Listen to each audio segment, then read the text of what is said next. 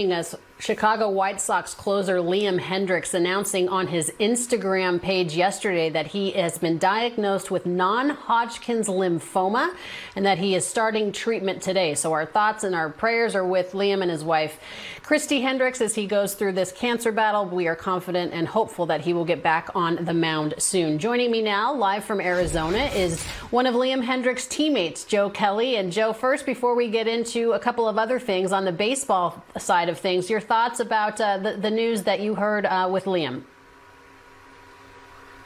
Yeah, it was, I mean, honestly, I think I was a little bit late to the party since I don't have a social media or anything like that. I think my wife and then the team group text kind of at the same time kind of let me know what was going on. Found out and it's always a scary thing. And what blows my mind about Liam, and Liam, is I'm here in Arizona, and he's actually been coming into the field. We played catch, and I still had no idea what was going on. He hasn't shared the news with anyone until yesterday.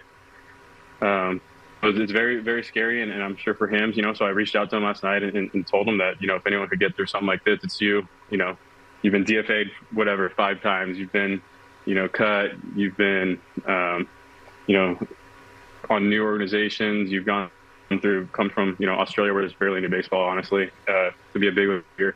So I kind of just give a little words of encouragement, and Liam doesn't really need it. He's a gamer. So I finish it by just letting him know, like, hey, we mess around in the bullpen. Like, if someone's sore, we're like, hey, forget about being sore, just post today. So I told him, I was like, hey man, you're gonna dominate this treatment, and I said you always post. So Liam is a special person, and he's a big part of our team. Obviously, I'm not talking about the awards or how good he is as a closer, but he's a big part of the clubhouse, and we want to get him building his Legos as fast as possible in the corner. Yeah, he has an infectious personality and an accent that I could listen to for days. Joe Kelly, you've been busy this offseason, obviously getting ready for the 2023 season, but you and Rob Bradford have written and published a book called A Damn Near Perfect Game, Reclaiming America's Pastime, and you can pre-order it now on Amazon. Again, A Damn Near Perfect Game, Reclaiming America's Pastime, and I was able to get an advance copy of it last night, and I want to talk about the power of a pout. You get into the book before you even get to chapter 1, which is the embrace of baseball. And I was there for the power of the pout, but explain a little bit what that means and kind of what it symbolizes for you and as you got this book going. Well, Rob Bradford is a special guy, and we've been friends ever since I went on his little radio show is what I thought when I first got to Boston. I thought he was on a network called WEI, and I predicted to win a Cy Young just joking around as a starter. And then from there on out, Boston fans booed me because I didn't, obviously, which is great. But no, I mean, this kind of got started in 2020 when he pitched me the idea. It's like, hey, you're great, podcast, you could write. And he's like, hey, what about writing a book? And especially after the lockout happened, I wrote that op-ed in the Times, and I was thinking about baseball and thinking about how much everyone missed it and what it meant. I have kids, what it meant to my kids, what it meant for them to not be around other human beings during that time. Obviously, it was a scary time. But yeah, I mean, from the beginning, the power of the pout, if you get a chance to read the whole thing here pretty soon, it's just one of those things that kind of went viral, obviously, with Carlos. And it goes back to, I tell in the book, my time as a kid, getting in trouble, with me and my brothers, or me at school, or getting expelled or getting expelled and suspended. I know what you mean. Yeah. Sorry, someone walked in. But no, it just goes back to that, and me kind of, that whole thing came from me sticking up for, teammates, friends, everyone.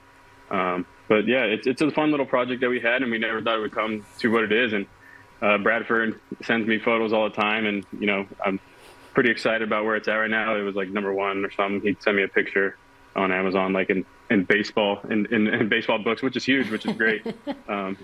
He's great. So yeah, we're very excited, and there's all these little things that I've done throughout my career. It's not necessarily about, a biography. It's not necessarily about baseball only. There's lessons, for myself, I knew that all these rule changes would come in baseball, right? And so I personally and LVPA and all the players are wanting to know, hey, if there's going to be a rule change, can you leave with the players and go over with the players first, because this is a pretty good game that we already have.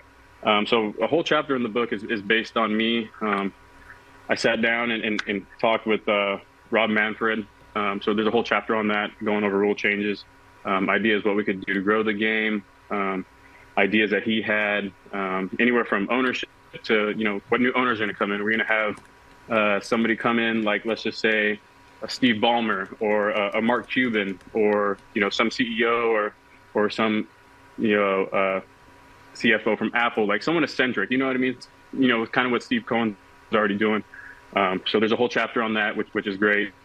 And Rob is a great guy, and he sat down and took the time, and we were just excited to put it out. There's so many cool baseball stories with celebrities and players that I played with, other professional athletes, Andy Cohen's, Rob Lowe's. So it's a very cool book and very exciting. You know what I loved about this, and I think it's a really easy read. It's a really relatable read, and I just got the copy last night via email, but The Power of a Pout was interesting to me because you were not on the 2017 Dodgers team that was cheated by the 2017 Houston Astros team, but yet you took it upon yourself to be the quote-unquote villain of that, and the power of the pout against Carlos Correa, and you talked about throwing 18 pitches in that inning and the emotion of embarrassment. And then you go on in chapter 1, Joe, and you talk about embracing baseball, and you talked about the op-ed also in the LA Times. Why did you want to make it so important to tell people, you know what, this is a great game, embrace it, and let's not turn our backs on it? Why did that matter to you? It mattered to me because it was a game that, I don't want to get into like all the nitty gritty of growing up, but it was a game to me where I could escape, and that's a cliche that everyone says, but it really was. It was skateboard first, baseball second. So anytime I could get on a board or play the game of baseball, it was easy for me to, just go out and free my mind. And as a kid, as a way to release some stress, which I didn't even know what the word stress was. But yeah, I wasn't on that team, and I was on obviously the Red Sox, and everyone always says you had nothing to do with it. And it wasn't the fact that it was me versus them. It wasn't the fact it was the Dodgers versus them. Yeah, the emotions were high going into a big series like that. Obviously, there's no fans there, so the fans got to miss out on things like that. But that Dodger team was one of the best baseball teams I've ever seen that year, and so were the Astros. And one did it the right way and one didn't. So just trying to explaining, what was going through my head. And for myself, I don't know about you, but I think embarrassment is one of the emotions that you can have in front of people, that is the worst kind of emotion you could have. There's nothing more frustrating or sad than being embarrassed in front of people that you're closest with. So at that time, I just talked about how someone could feel after being embarrassed, and what it's like for someone to get a little pouty face at them, and how the reactions and tensions were high. And I go on into the suspensions, and go through all that. But yeah, going back to the op-ed thing, I don't have social media, but I am very known. My wife fills me in, teammates fill me in on what's going on. And, even going to the barbershop, I hear people all the time like, hey, you guys ever going to play baseball? You guys ever going to play baseball? Why are you players so greedy? Why are you players so stingy? And, from the outside looking in, that's probably what it looks like, but it's hard to explain. So by me being able to write that op-ed and let people know, like, hey, don't give up on baseball. Baseball is a beautiful sport. It's been around for over 100 years. It's one of those beautiful things. It's like poetry, where you could sit down and you can learn something every single game. And I've played, a little over 10 years now, and I learn something new all the time. And so I just want to try to get that out to people who are like, hey, when baseball starts up again, I'm never going to watch again. And it's like, okay, you can, but you're going to be missing some, some very important like stories, like things you could get from baseball, life lessons, anything like that. And I have kids, so my son, when I see the game through his eyes, it's one of those special feelings for me, just because I understand that all the people who said that they weren't going to watch baseball again, or were those kids at one point, and they played Little League, and they grew up going to games with their dads or their moms and getting hot dogs. And so I felt that anger from them. And for myself, it was me trying to explain the best I could that, hey, it's going to come back. And when it comes back, we want you back. Just don't give up on baseball yet.